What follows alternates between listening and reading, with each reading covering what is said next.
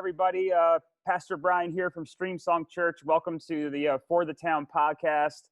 On this podcast, we really seek to discover the God-given creativity, the abilities, the skills, and the passions of people and leaders in the Doylestown Central Bucks community.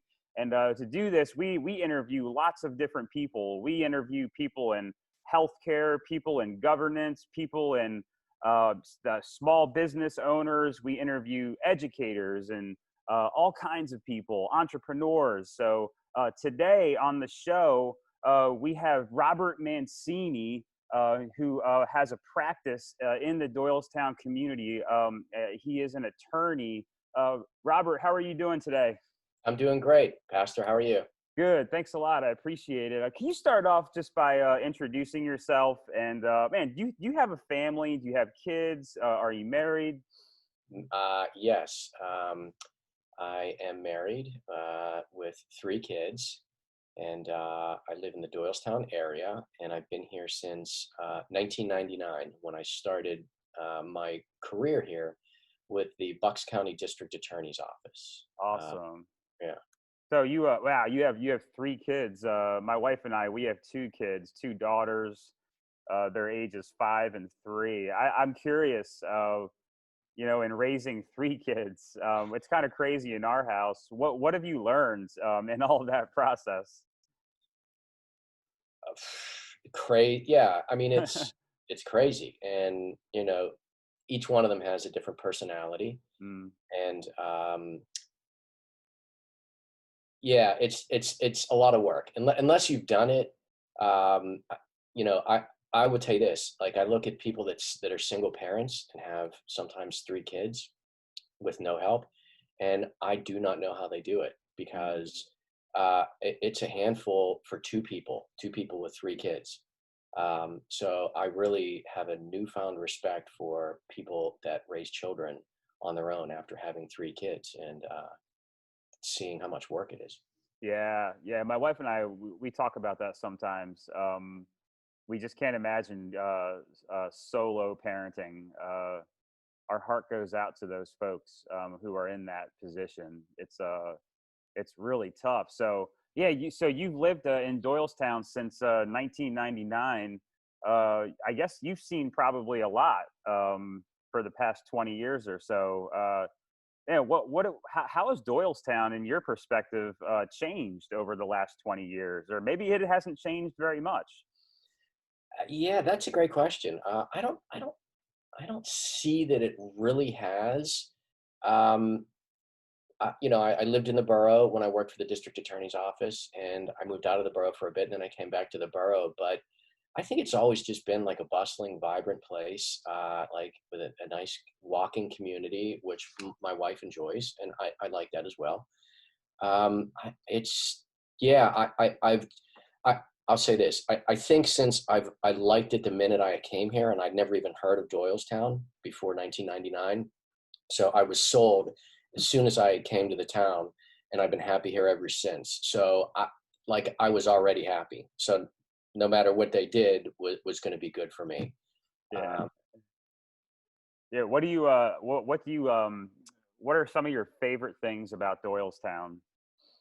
Well, walking to work. Yeah, that's awesome. Yeah.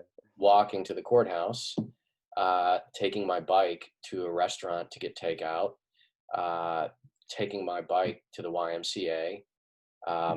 My church is in town.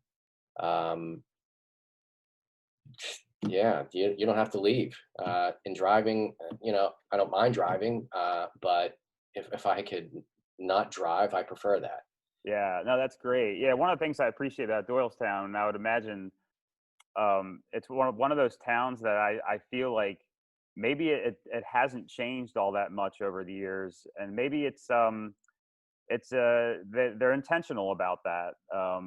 There's a small town vibe to it, a tight knit community, and you don't really want to go too far away from that, because that's really special about Doylestown. So I'm sure it's changed in ways, but I'm sure in a lot of ways it hasn't changed, which is a good thing. I think, one of the things that could have made the borough change is when they were discussing a new location for the Justice Center, and there was Mm. talk of putting it down on 611, which would have been much, much cheaper than what they did. But the business owners mostly um, were dead set against it because they felt, well, of course they want people to come to the courthouse, so they frequent their businesses. All the restaurant owners know that a large portion of their income is from jurors. So had the courthouse moved out of town, I think that may have changed the atmosphere. Yeah, I can see that that possibility. Where did you so you moved to Doylestown in 1999. Where did you grow up? Pittsburgh. Oh, awesome. Yeah, yeah, Pittsburgh. Yep. I have family that they live in Oakmont, which is Yeah, just outside Pittsburgh. I know, of course, it's right off the turnpike. It's where one of the Masters tournaments is in Oakmont. Oakmont Yeah. Country Club is very famous. Yeah, my wife's side of the family, some of them are members at Oakmont Country Club. So, Oh, yeah, I get to play one free round of golf every year there. wow, that's a treat. Yeah, it is a treat. It's awesome. Man, what are I'm curious. I like to ask people, what's like your favorite restaurant in Doylestown? Melograno, Mm, Il Melograno. hmm. Yeah, great. How about do you have any hobbies? Do you have any activities? What do you like to do besides your occupation? Uh, I'm kind of a fitness buff a little Yeah, bit. Like great. I enjoy working out, running, weightlifting. Um, Before I had kids, I used to take art classes at a place down in Philadelphia called Studio and Caminati, which is a school which teaches like the Renaissance techniques of painting, Wow. very realistic, structured, demanding type curriculum, and I used to love that. I used to love to paint. Draw, but with three kids, and I'm an adjunct instructor at the community college. So when you add all that together, there's very little time to indulge in uh, painting. Yeah. Do you anticipate someday getting back to that?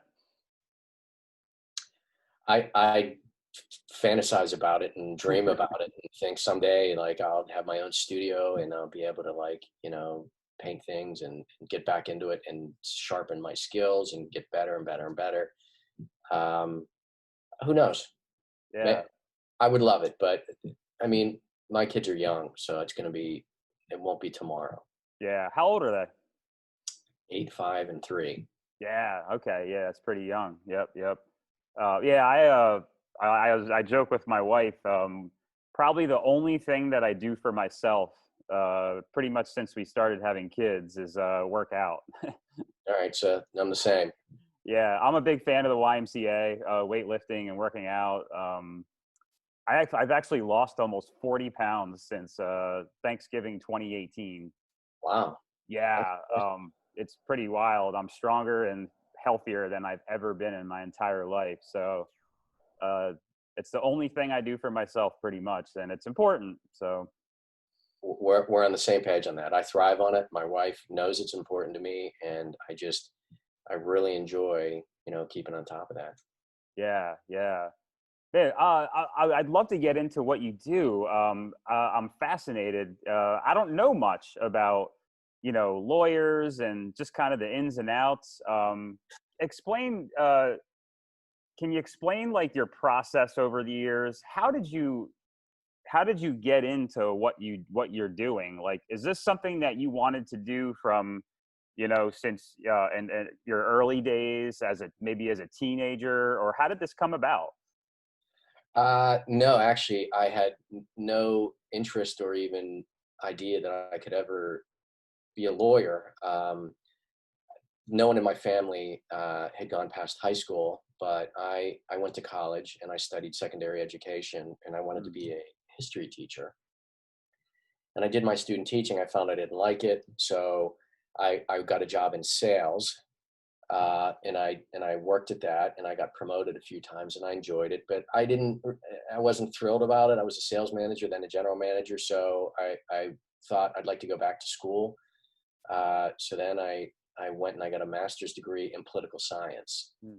And you really can't do anything with a master's degree in political science. So a friend of mine, a very good friend of mine, said, "Did you ever think about law school?" And I hadn't, because I just assumed, lawyers were, being a lawyer would be out of my league. People, lawyers are super smart, people that are, from a different world. But I was single at the time and didn't have any kids. So I just tried it. I took the LSATs and I applied and I got into a law school. Uh, and then I went through law school and I enjoyed it and I did well and I thrived. And then in law school, I worked for the district attorney's office in Chester County. And then after law school, I got a job in the Bucks County DA's office. And I did that for 6 years. I loved it. But after 6 years, I realized, okay, there's not much more you can do. Well, there's plenty you can do as a prosecutor, but I had done a number of the things that most prosecutors do after 6 years. Mm. So the only other thing to do after that is really not the only thing, but a lot of people go into criminal defense. And that's what I did. I've been doing that since 2005. And that's how I got here. So it really was just kind of a fluke that I get into law. Yeah. So, do you find yourself, did you love what you do? Have you grown like a passion for it? I, I really like a lot of the people I represent. Hmm. And I like helping people. Um, and I feel as though I get good results for people. Yeah. So, you know, like, am I up at night thinking like I'm gonna, you know, I don't know, write some law review article, or I'm gonna, have this case that gets published and, I did X, Y, or Z. No, I'm not like that type of person.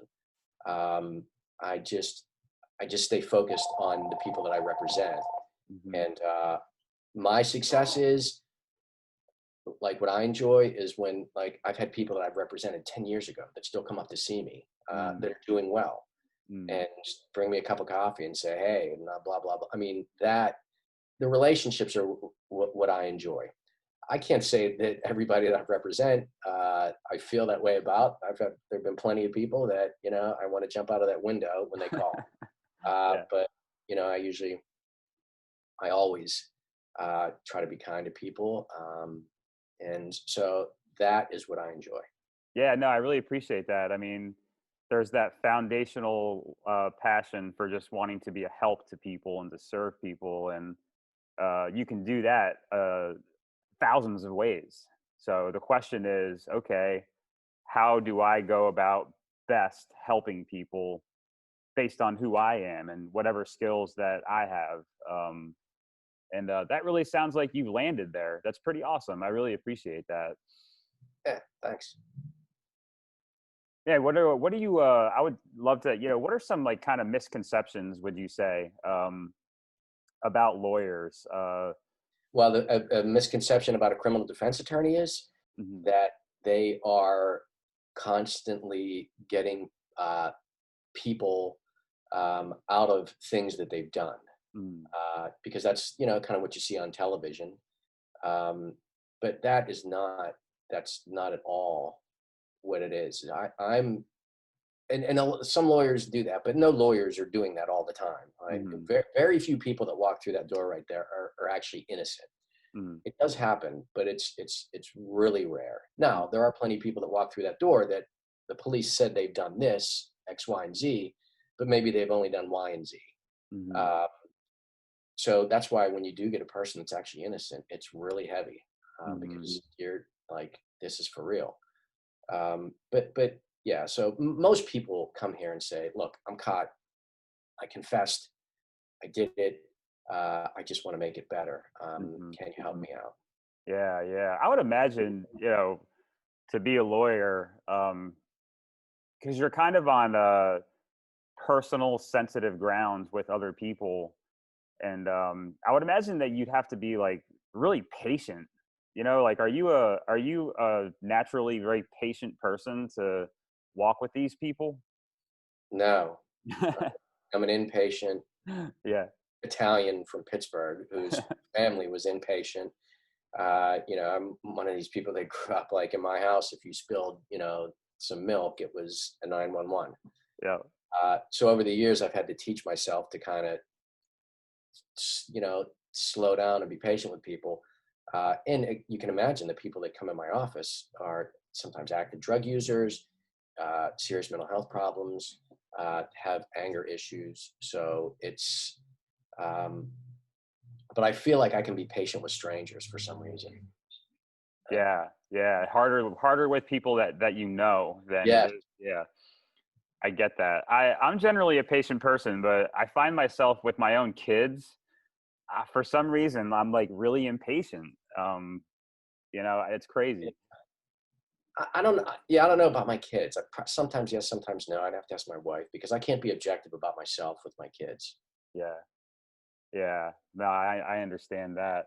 I guess like I'm imagining kind of like your process and what you do. Um, and I don't know, like, and correct me if I'm wrong, but I would imagine in trying to be patient with clients and is there like a process that you have to stick to, and it's like kind of a step by step process, and you kind of allow that to steer the ship? Uh, No, no, not at all. I'm not that analytical. I'm more just kind of right brained. I just kind of feel the person out and do my best to listen and try to like bring the person down and um, really just kind of be supportive and talk people down. I mean, that's the big thing. Some, people really are really concerned about things that in the big scheme of things aren't that big. And if mm, you help people put things in perspective, they just appreciate that. yeah, yeah, I can imagine that. What do you love? What do you least enjoy about your job? Uh, when I think that I should get a certain result and I don't. Hmm. Yeah.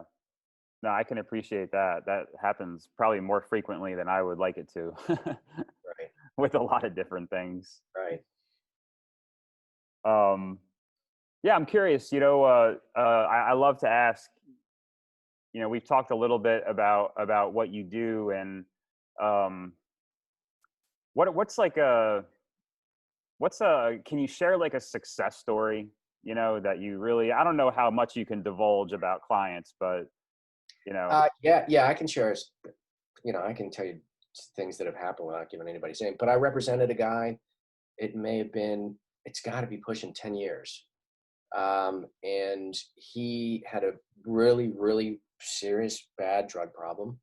And I got him out of, he was picked up on a bench warrant, and his mother came to see me. And I got him out, and he completely turned his life around. And mm, he is just doing great now. And he's a success story in many ways. And we still stay in touch. Uh, I just clicked with him right at the beginning. And, when you see people that you've helped kind of get out of a low point and they stay in your life, that's nice. yeah, no, that's awesome. How about, do you have another success story that really comes up in your mind on the spot like this? Um,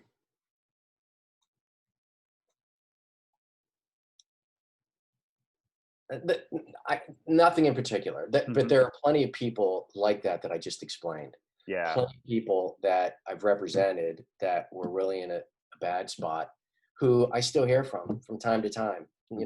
Hey Rob, what's going on? I'm having a baby. Uh, my aunt, is getting divorced. Can you refer a lawyer? Or Mm. just things like that. Just people that I've met over the last 14 years of doing this that have stayed in touch. And that's a compliment. That's flattering when because people don't stay in touch. If you don't really have a connection with someone, you're not family or friends, people just kind of move on. Yeah. But there are people, even people that I don't think that I got a great result for, Mm. especially at the time, that have come back to me. and have said like, hey, I have a friend who needs a lawyer and you did a great job for me. And I think like, ooh, I didn't think I did a great job for you. Mm-hmm. In fact, I thought it wasn't, I could have done much better for you. And those people come back. Now on the, on the other hand, there are people that you move heaven and earth for that don't appreciate it. Don't think you did much of anything. But so what? That's life. I mean, I know in here, Mm-hmm. you got a great result because I've been doing it for 20 years. I mean, when people come to my office, and I'm interviewing them and they start telling me how it works and how it should be, sometimes very gently, I'll say, what do you do for a living? And they're taken back because they think I'm going to insult them, which I'm not. And they say, I'm whatever, I'm an electrician. And I say, okay, if I have an electrical problem in my house, I don't begin to try to solve it. I don't act like I know what I'm doing, and I wouldn't attempt to do it. I would go to a guy like you. You're coming to a person like me because this is what I do day in and day out. So you should take my advice. And that usually brings people around. Yeah, no, I don't use that often because you sound condescending, which is not meant to be, but people take, you don't want someone to take it that way. Sure. Yeah, no, I totally understand. Do you get like lots of clients? I mean, Bucks County is such a large county, I feel like. I mean, do you get clients from all over the place in Bucks County or? Sure. Yeah, top to bottom. yeah. I would say mostly central Bucks though. Oh yeah. Okay. Yeah, I think there's, it's a geographic thing. I think a lot of people just know a lawyer, somewhat closer. But I get people from Quakertown. I get people from Ottsville. I get people from Levittown. So yeah, I get clients from all over the county. Yeah, I would have imagined like more from like lower Bucks, just because it seems like more populated down there because you get closer to Philly and Levittown and. Not really. I would say most of my clients again are probably from like Newtown to Percy to Doylestown. Yeah. Interesting.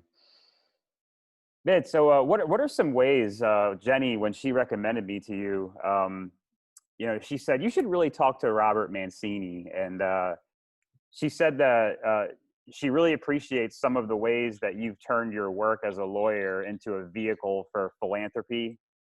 Or like a service to the community or to the marginalized in the community. Now, when she said that, was she talking about just like the general work that you do for clients? Yes. Okay. Yeah, it had to be. But I think what Jenny might say is like, so let's say someone comes in here and I represent them. And I do it, well, I'll just be gentle, but I do it for a very fair price. Let's just say that. And then the person, comes back to me and has like a follow-up problem, a follow-up question, something else has come up. Like I always make sure I follow up with things. I don't just say, hey, I did that. It's over. Adios. Don't call me unless you have more money. Like I don't do that. Like, I just feel like customer service is incredibly important. And I think Jenny might mean that. And I'm accessible to people 24 hours a day. I get 911 calls all the time where I help people out. And I'm not bragging. I'm not trying to say I'm Mother Teresa, but I think that's what Jenny means. And that's how any good service business works. I mean, you just you got to always be there for somebody, and the follow-up's the hardest part. When something happens in court and something doesn't get put on like the judge's order, and it just getting it fixed is a nightmare. You have to find the district attorney that was in the courtroom. You have to get an appointment with the judge, and it's so doing something like that is difficult and takes a lot of work, and you're not getting paid for something like that. And people don't see it. They think, well, just call the judge and tell the judge to change it. Well, it doesn't work like that. But anyway, Jenny probably is just referring to like my follow-up and being around for people. And I think she probably just means that, I'm patient with people. Yeah, that's awesome. Yeah. I'm curious. Oh, I had a question. I forgot it. Join the club. Yeah, it happens sometimes. Yeah, I guess the other question I had too was, being the county seat of Bucks County, Doylestown, there's probably there's several lawyers in Doylestown. Um, I guess like, and you may have already answered it, but what just I guess I don't know if like being a lawyer is kind of like entrepreneurship where you have a practice and that's your business. Like you start that from the ground up, and part of it, like how can I make myself different than other lawyers? Like a small business would. Like, is there anything that makes you different from other lawyers that sets you apart, or is that not how it works?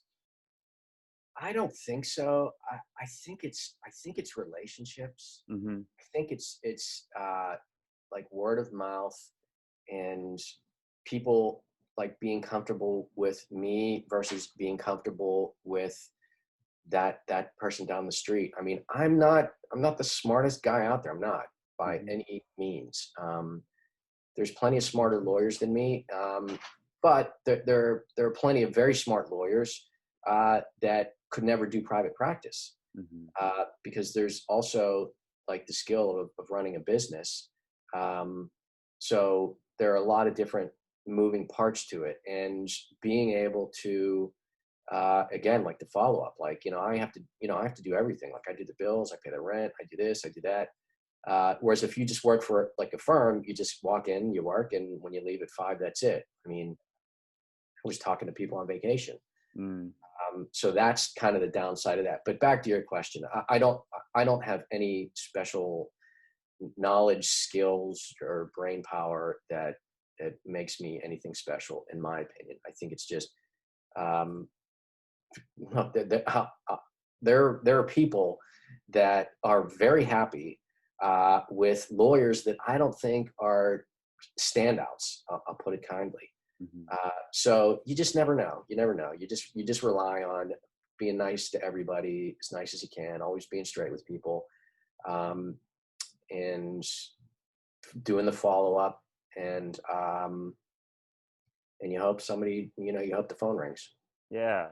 Do you encounter justice is such like a big topic these days, and it probably always has been. I mean, do you encounter like injustices?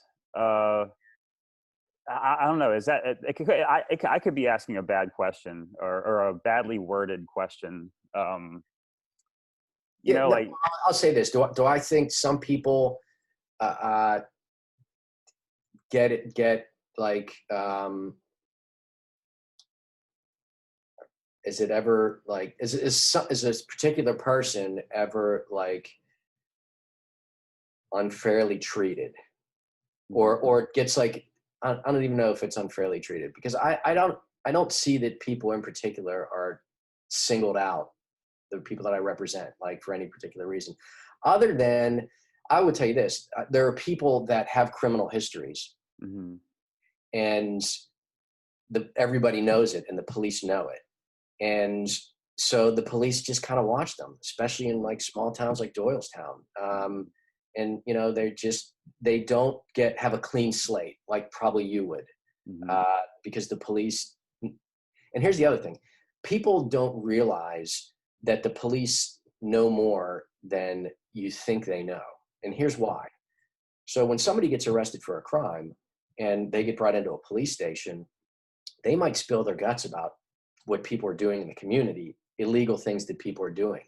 Now, that in and of itself cannot lead to an arrest because just somebody coming in and saying that person's committing a crime, okay, well, the police need proof of it. Mhm. So the police have all this information and they know what people are doing things that are illegal. So then when they see that person going down the street and they follow them for 6 blocks for no reason, that person says, I'm just being targeted by the cops. Mhm. Well, yes and no.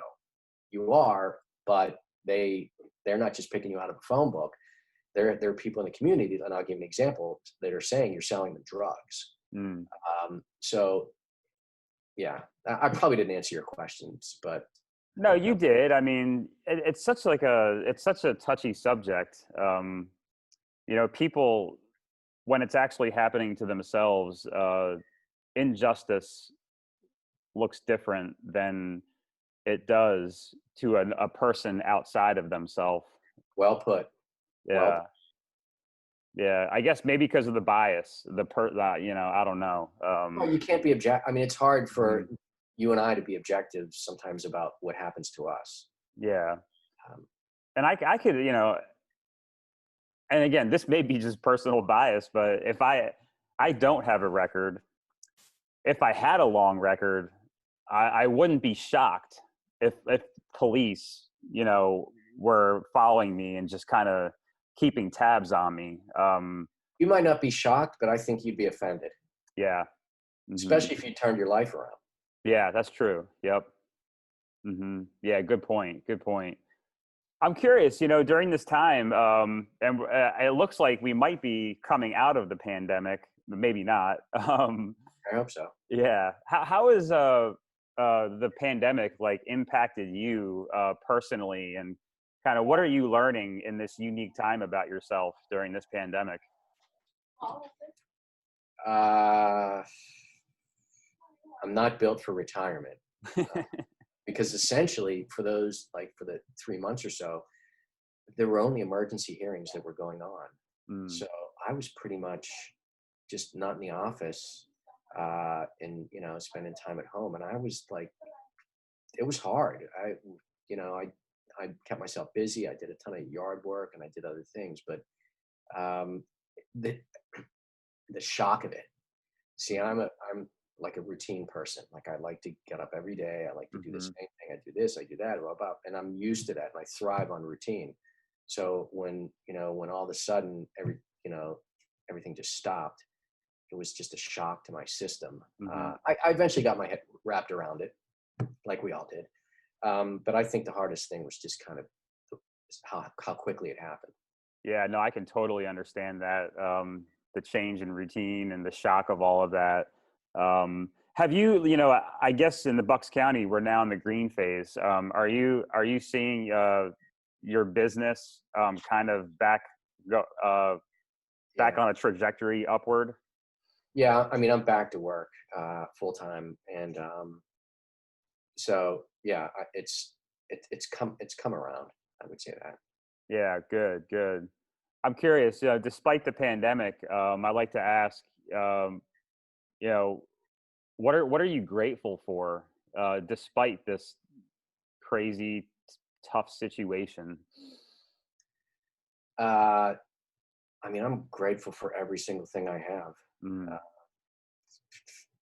Mm, like the family, my education, my secretary. Um, I don't know if she heard that. Um, just living in a place where I'm close to my office. mhm. I don't really travel for work. I'm grateful for 10,000 things. Yeah. I was actually during the pandemic. I also am an adjunct instructor at the community college, so I was still working. Mhm. So I still, I had income, and it was all online. But I'm used to teaching online anyway, so you know, people use the phrase all the time, but I'm blessed. Like there's no two ways about it.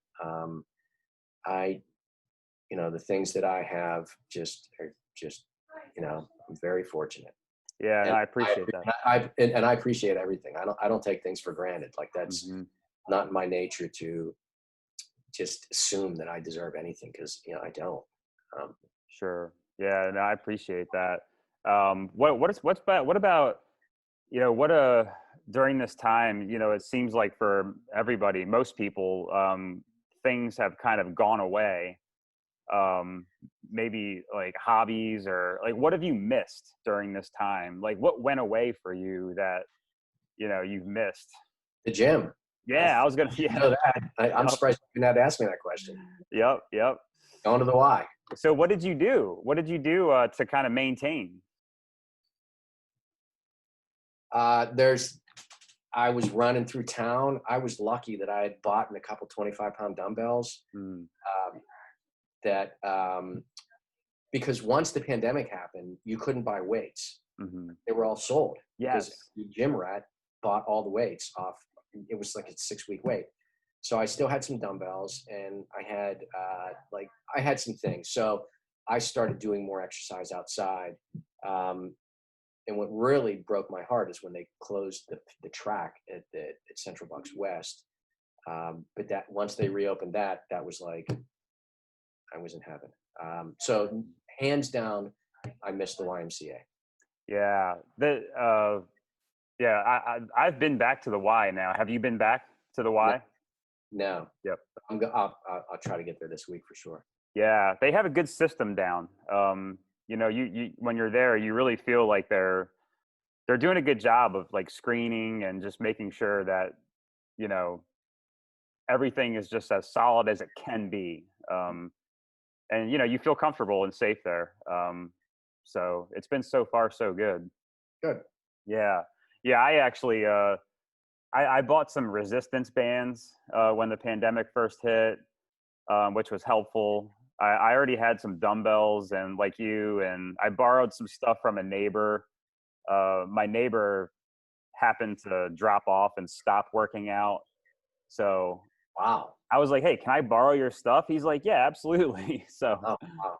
Yeah, I you was got able to I was able to get a pretty good amount of weight plates from him. that's good. So yeah, it's been I've done okay for the pandemic.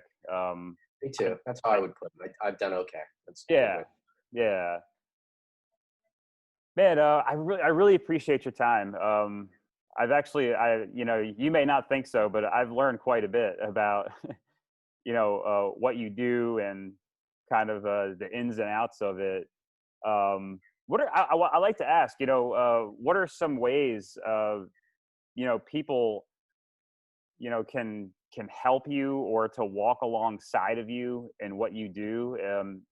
Is there anything that people can do or not really? Not really. Yeah, I'm a one man show here.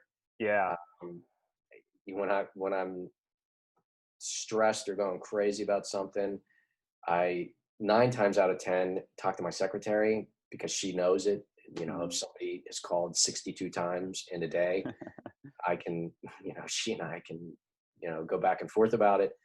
Um, rarely do I like bring stuff about work home because I just kind of want to leave it here. Like I'll be in my head about things sometimes, but I don't go home and talk to my wife about like, I can't believe this person did this, or I can't believe this district attorney wouldn't give me this.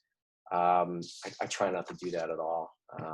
My kids pry, or my oldest pries about trying to get things out of me about work, but it's just me and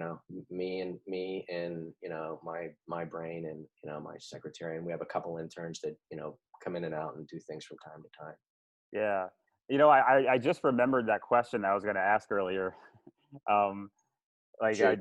do you like reading? Do you have any favorite books? And what I'm specifically asking about is there's been books out there about stories about lawyers. Never. Yeah, yeah. Never. I Like don't to read. I don't read any crime lawyer type stuff. I don't watch any crime lawyer drama, courtroom, none of that stuff. I don't read anything like that. I won't go into my reading thing, my reading taste. yeah, It's very far from the law. yeah. Um, it's eclectic. I will just leave it at that. Well, what about at least But have you at least maybe read To Kill a Mockingbird or something like that? Like, no, yeah, no, and listen, I'm not a dunce. I have a master's degree in history, a master's degree in political science. I have my law degree. I was a history major undergrad. I could fill this room with the books that I've read. So don't think yeah, that. But no, I don't read any of that stuff. And because especially like when I'm done, when I walk out of here, like I want to be done with it. yeah. Like, I want to watch like something on television. Like I was watching this thing last night. These guys fish for tuna in the Outer Banks. Like Hmm. I don't want any like heavy material in my life when I walk through that door. I want to go to the gym. I'm going to cook dinner. I want to play with the kids. Maybe go for a walk and watch some mindless television show, and that's it. Maybe read been reading about this, like this artist from New England, Henry Henchy. So I'll read something like that. Yeah, no, I really appreciate that. You turn it off. You kind of you create that that space.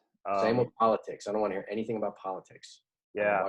I try not to watch the news. It's too depressing, and yeah. Well, what show are you watching right now? What's a show that you're watching right now? I just watched. I watch all of those, and they're ridiculous. I watch those shows where they're like either fishing or the Moonshiners. I don't even know if that's on anymore. But I just watch junk. Like I watch. There was a show on called Amish Mafia. Okay, it was ridiculous. I'm sure it was fake. And my wife was like, "What? You're really watching Amish Mafia?" But I couldn't get enough. Yeah. Again, because it's so like, it doesn't take any thought. I can just zone out and just stare at it. But truth be told, I don't watch a ton of TV anyway. I just don't. I like cooking shows because that's another thing. It's mindless. Yeah. And I like to cook. Mm-hmm. So, but I don't watch a ton of TV. Mm-hmm. 2 hours a day, maybe. Yeah. Both of them. You know what I love? I love Columbo. Okay. Columbo. Yeah. Columbo's on every Sunday night, and that's one of my favorite shows. So that is, I can't believe I overlooked that. That is about crimes, but that's not heavy for me. Like I remember as a kid seeing Columbo. My parents used to like Columbo, so I can watch that and not get brought down.